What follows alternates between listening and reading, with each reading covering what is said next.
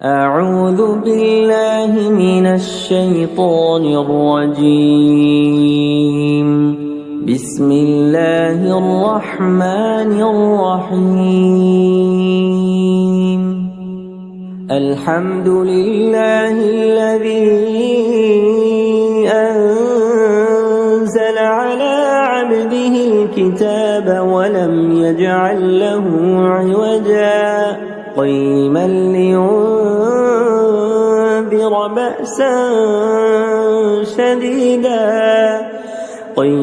لينذر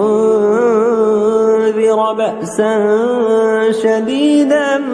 من لدنه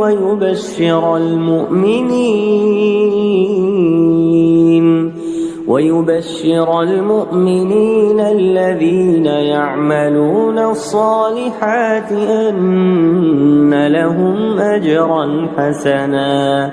ماكثين فيه أبدا وينذر الذين قالوا اتخذ الله ولدا ما لهم به من علم ولا لآبائهم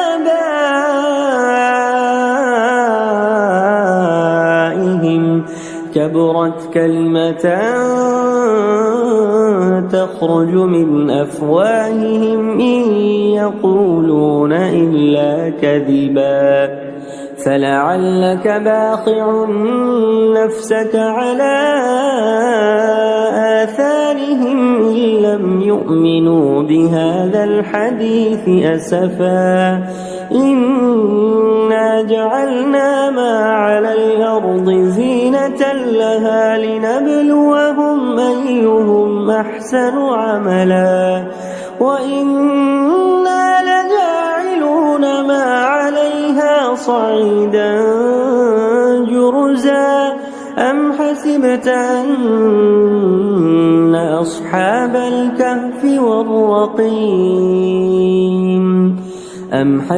أن أصحاب الكهف والرقيم كانوا من آياتنا عجبا إذ أوى الفتية إلى الكهف فقالوا ربنا آتنا من لدنك رحمة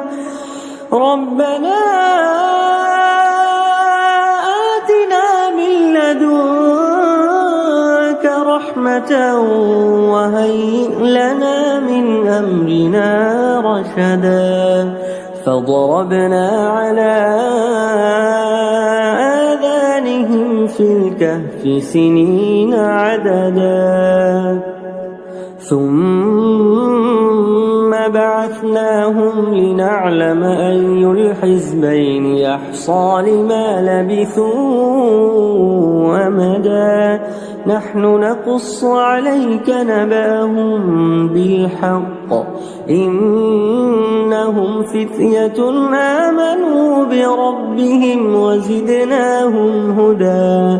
وربطنا على قلوبهم إذ قاموا فقالوا ربنا رب السماوات والأرض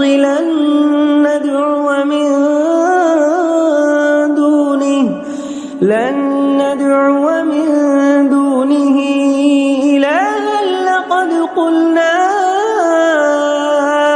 إذا شططا هؤلاء قوم اتخذوا من دونه آلهة لولا يأتون عليهم بسلطان بين فمن أظلم ممن افترى على الله كذبا وإذ اعتزلتموهم وما يعبدون إلا الله فأووا إلى الكهف ينشر لكم ربكم من رحمته ويهيئ لكم من أمركم مرفقا وترى الشمس إذا طلعت تزاور عن كهفهم ذات اليمين وإذا غربت تقرضهم ذات الشمال وهم في فجوة منه ذلك من آيات الله من يهد الله فهو المهتد ومن يضلل فلن تجد له وليا مرشدا وتحسبهم أيقاظا وهم رقود ونقلبهم ذات اليمين وذات الشمال وكلبهم باسط ذراعيه بالوصيد لو اطلعت عليهم لوليت منهم فرارا ولملئت منهم رعبا وكذلك بعثناهم ليتساءلوا بينهم قال قائل منهم كم لبثتم قالوا لبثنا يوما أو بعض يوم قالوا ربكم أعلم بما لبثتم فابعثوا أحدكم بورقكم هذه إلى المدينة فلينظر أيها أزكى طعاما فليأتكم برزق منه وليتلطف ولا يشعرن بكم أحدا إنهم إن يظهروا عليكم يرجموكم أو يعيدوكم في ملتهم ولن تفلحوا إذا أبدا وكذلك أعثرنا عليهم ليعلموا أن وعد الله حق وأن الساعة لا ريب فيها إذ يتنازعون بينهم أمرهم فقالوا ابنوا عليهم بنيانا ربهم أعلم بهم قال الذين غلبوا على أمرهم لنتخذن عليهم مسجدا سيقولون ثلاثة رابعهم كلبهم ويقولون 5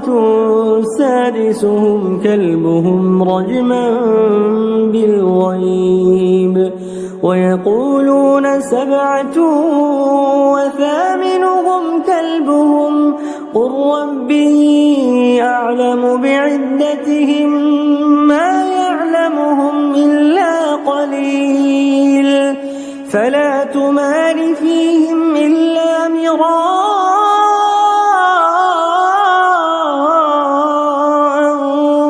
ظاهرا ولا تستفت فيهم منهم أحدا ولا تقولن لشيء إني فاعل ذلك غدا إلا أن يشاء الله واذكر ربك إذا نسيت وقل عسى أن يهديني ربي لأقرب من هذا رشدا ولبثوا في كهفهم 300 سنين وازدادوا 9 قل الله أعلم بما لبثوا له غيب السماوات والأرض أبصر به وأسمع ما لهم من دونه من ولي ولا يشرك في حكمه أحدا واتل ما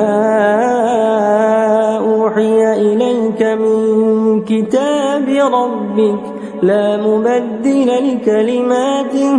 ولن تجد من دونه ملتحدا واصبر نفسك مع الذين يدعون ربهم بالغداة والعشي يريدون وجهه ولا تعد عيناك عنهم تريد زينة الحياة الدنيا ولا تطع من أغفلنا قلبه عن ذكرنا واتبع هواه وكان أمره فرطا وقل الحق من ربكم فمن شاء فليؤمن ومن شاء فليكفر إنا أعتدنا للظالمين نارا أحاط بهم سرادقها وإن يستغيثوا يغاثوا بماء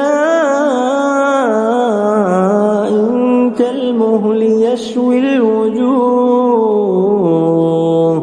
بئس الشراب وساءت مرتفقا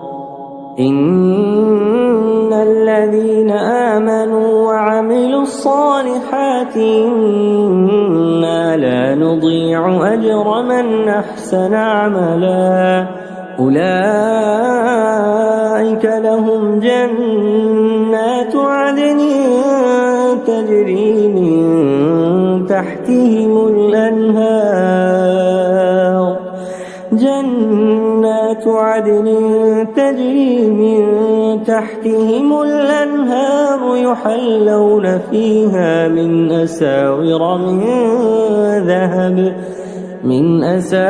من ذهب ويلبسون ثيابا خضرا من سندس واستبرق متكئين فيها على الأرائك نعم الثواب وحسنت مرتفقا واضرب لهم مثلا الرجلين جعلنا لأحدهما جنتين من أعناب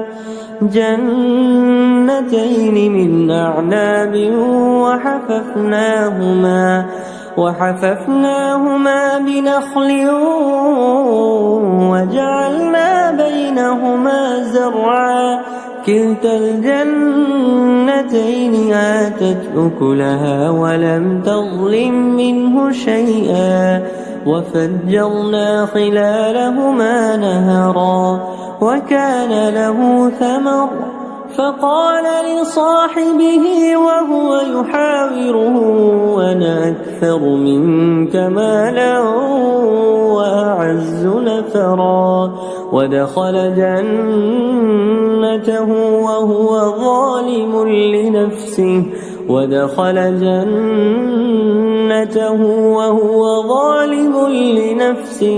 قال ما أظن أن تبيد هذه أبدا وما أظن الساعة قائمة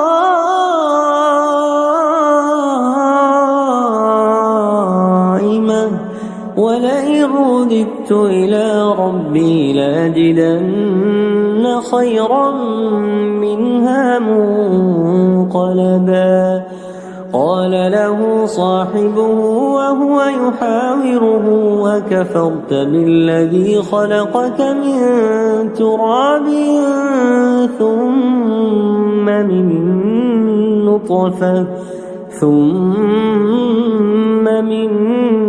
نطفة ثم سواك رجلا لكن هو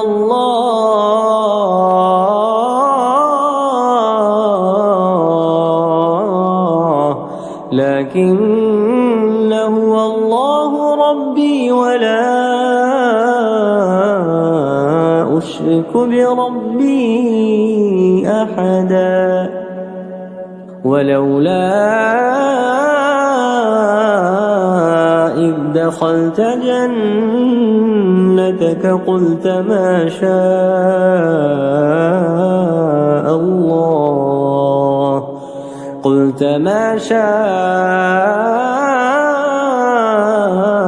الله لا قوة إلا بالله إن ترني أنا أقل منك مالا وولدا فعسى ربي أن يؤتيني خيرا من جنتك ويرسل عليها حسبانا من السماء فتصبح صعيدا زلقا أو يصبح ماؤها غورا فلن تستطيع له طلبا وأحيط بثمنه فأصبح يقلب كفيه على ما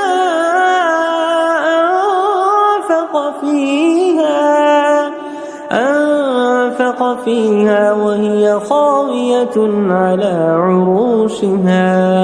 وهي خاوية على عروشها ويقول يا ليتني لم أشرك بربي أحدا ولم تكن له فئة ينصرونه من دون الله وما كان منتصرا هنالك الولاية لله الحق هو خير ثوابا وخير عقبا واضرب لهم مثل الحياة الدنيا كماء إن أنزلناه من السماء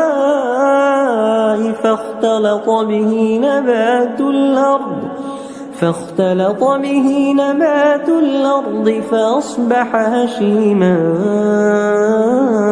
تذروه الرياح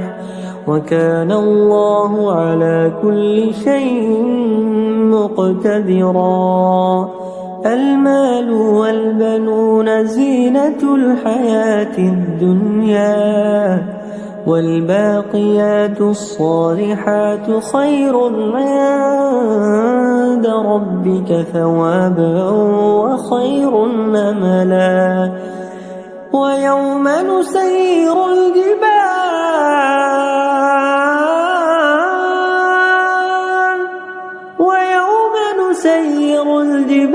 وترى الأرض بارزة وحشرناهم فلم نغادر منهم أحدا وعرضوا على ربك صفا لقد جئتمونا كما خلقناكم أول مرة بل زعمتم أن لن نجعل لكم موعدا ووضع الكتاب فترى المجرمين مشفقين مما فيه ويقولون يا ويلتنا ما لهذا الكتاب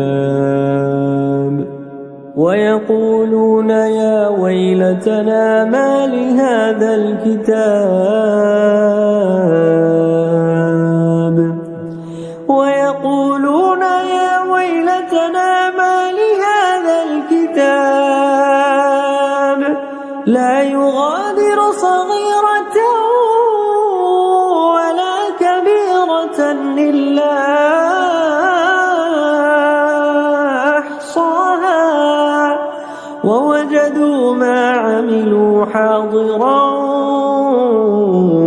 ولا يظلم ربك أحدا وإذ قلنا للملائكة اسجدوا لآدم فسجدوا إلا إبليس كان من الجن ففسق عن أمر ربه أفتتخذونه وذريته أولياء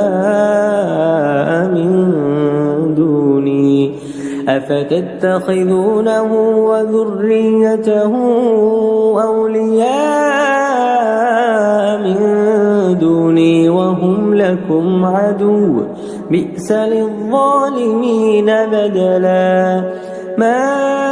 أشهدتهم خلق السماوات والأرض ولا خلق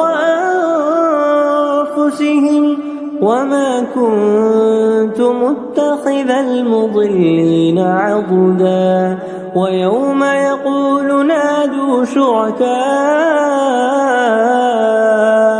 الذين زعمتم فدعوهم فلم يستجيبوا لهم وجعلنا بينهم موبقا ورأى المجرمون النار فظنوا أنهم مواقعوها ولم يجدوا عنها مصرفا ولقد صرفنا في هذا القرآن للناس من كل مثل وكان الإنسان أكثر شيء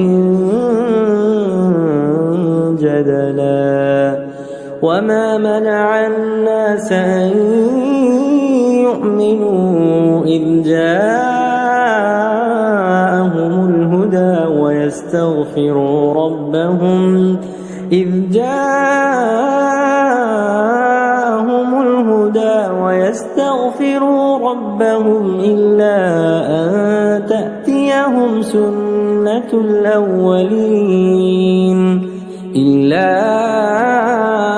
أن تأتيهم سنة الأولين أو يأتيهم العذاب قبلا وما نرسل المرسلين إلا مبشرين ومنذرين ويجادل الذين كفروا بالباطل ليدحضوا به الحق واتخذوا آياتي وما أنذروا هزوا ومن أظلم ممن ذكر بآيات ربه فأعرض عنها ونسي ما قدمت يداه إنا جعلنا على قلوبهم أكنة أن يفقهوه وفي آذانهم وقرا وإن تدعهم إلى الهدى فلن يهتدوا إذا أبدا وربك الغفور ذو الرحمة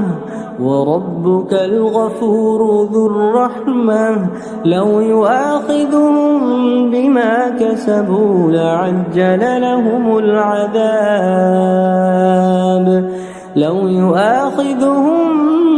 بما كسبوا لعجل لهم العذاب بل لهم موعد لن يجدوا من دونه موئلا وتلك القرى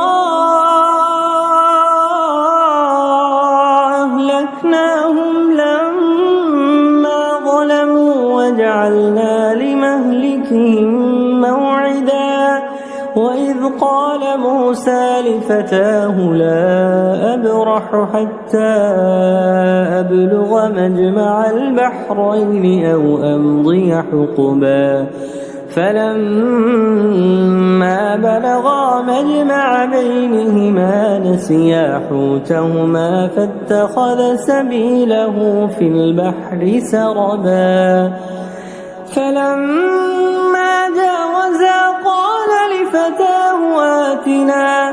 فلما جاوزا قال لفتاه آتنا غداءنا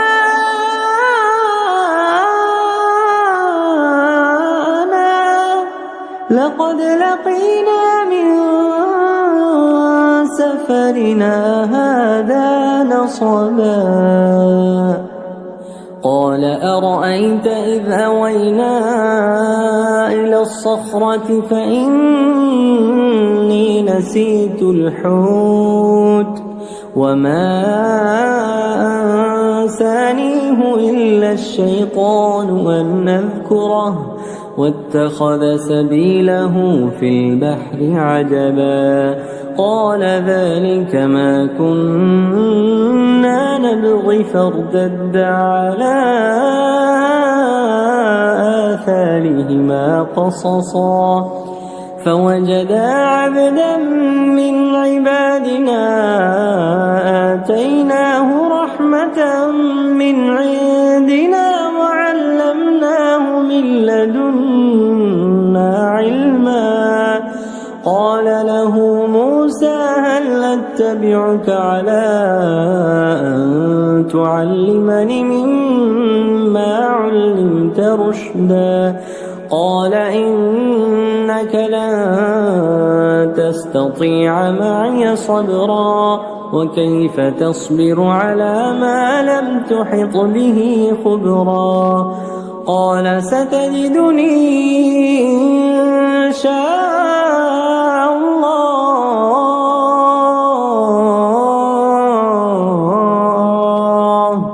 إن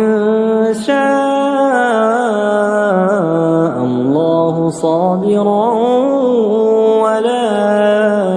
أعصي لك أمرا قال فإن اتبعتني فلا تسألني عن شيء حتى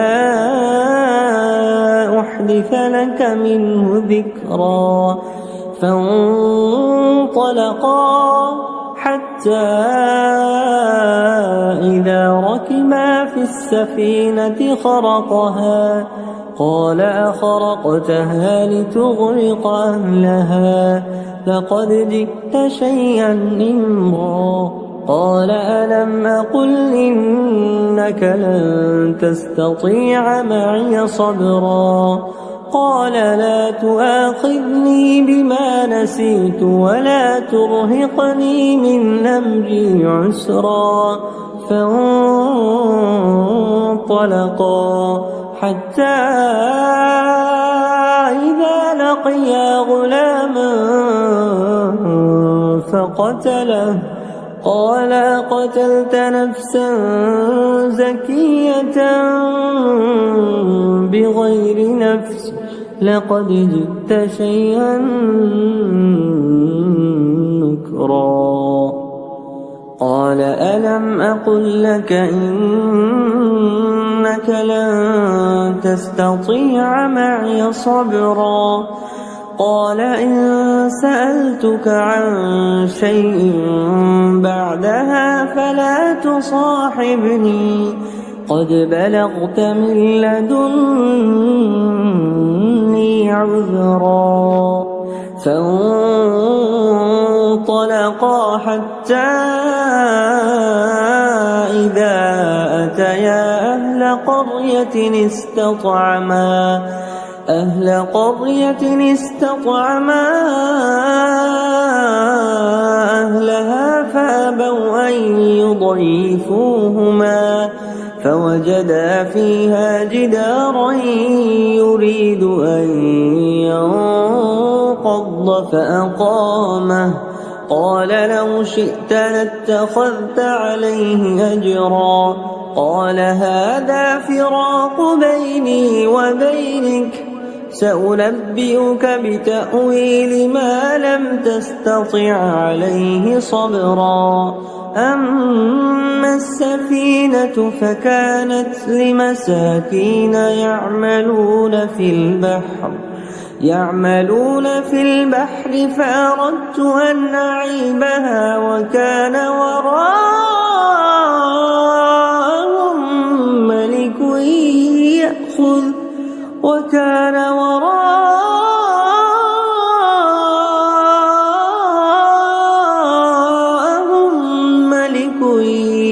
يأخذ كل سفينة غصبا وأما الغلام فكان أبواه مؤمنين فخشينا أن يرهقهما طغيانا وكفرا فأردنا أن يبدلهما ربهما خيرا منه زكاة وأقرب رحما وأما الجدار فكان لغلامين يتيمين في المدينة وكان تحته كنز لهما وكان أبوهما صالحا فأراد ربك أن يبلغا أشدهما ويستخرجا كنزهما رحمة من ربك وما فعلته عن أمري ذلك تأويل ما لم تسطع عليه صبرا ويسألونك عن ذي القرنين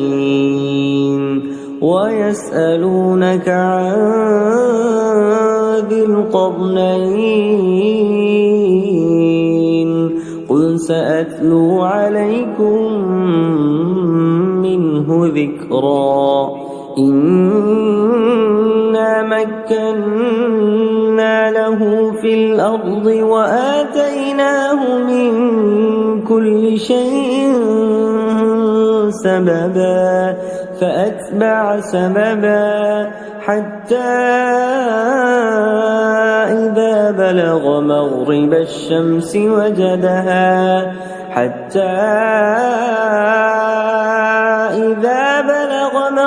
الشمس وجدها تغرب في عين حمئة ووجد عندها قوما قلنا يا ذا القرنين إما أن تعذب وإما أن تتخذ فيهم حسنا قال أما من ظلم فسوف نعذبه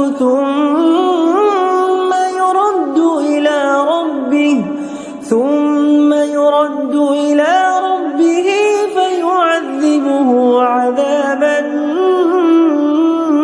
نكرا وأما من آمن وعمل صالحا فله جزاء الحسنى وسنقول له من أمرنا يسرا ثم أتبع سببا حتى إذا بلغ مطلع الشمس وجدها تطلع على قوم لم نجعل لهم من دونها سترا كذلك وقد أحطنا بما لديه خبرا ثم أتبع سببا حتى إذا بلغ بين السدين وجد من دونهما قوما لا يكادون يفقهون يفقهون قولا قالوا يا ذا القرنين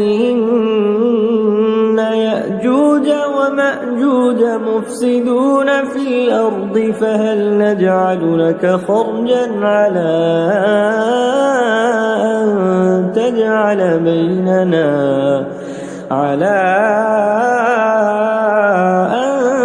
تجعل بيننا وبينهم سدا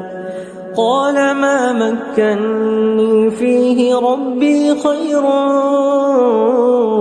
فأعينوني بقوة أجعل بينكم وبينهم ردما آتوني زبر الحديد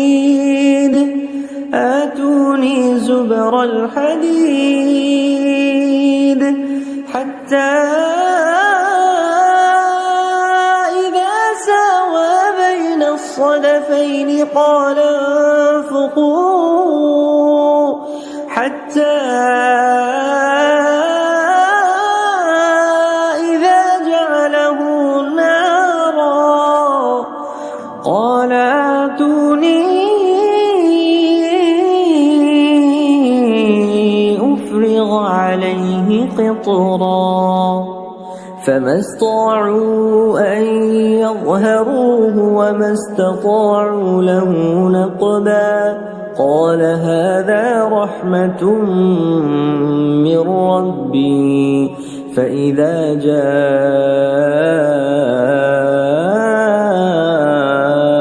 وعد ربي جعله دكا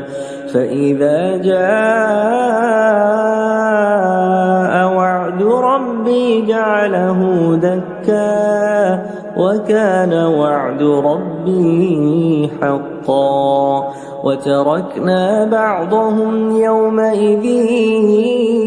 يموج في بعض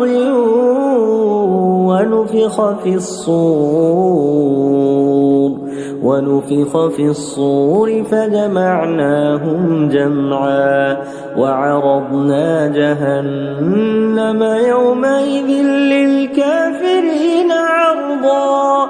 الذين كانت أعينهم في غطاء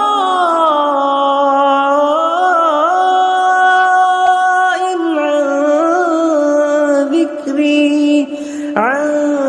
ذكري وكانوا لا يستطيعون سمعا أفحسب الذين كفروا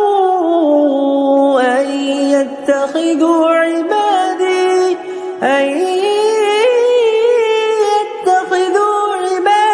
من دوني أولياء إنا أعتدنا جهنم للكافرين نزلا قل هل ننبئكم بالأخسرين أعمالا الذين ضل سعيهم في الحياة الدنيا وهم يحسبون أنهم يحسنون صنعا أولئك الذين كفروا بآيات ربهم ولقائه فحبطت أعمالهم فلا نقيم لهم يوم القيامة وزنا ذلك جزاؤهم جهنم بما كفروا واتخذوا آياتي ورسلي هزوا إن الذين آمنوا وعملوا الصالحات كانت لهم جنات الفردوس نزلا خالدين فيها لا يبغون عنها حولا قل لو كان البحر مدادا لكلمات ربي لنفد البحر قبل أن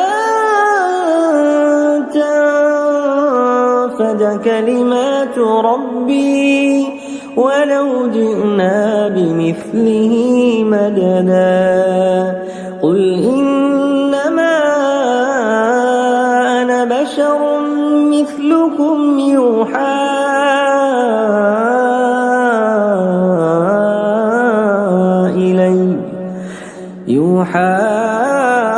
إلي أنما إلهكم إله واحد فمن كان يرجو لقاء ربه فليعمل عملا صالحا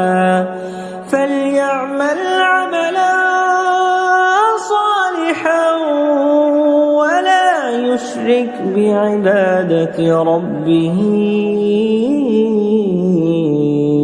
أحدا.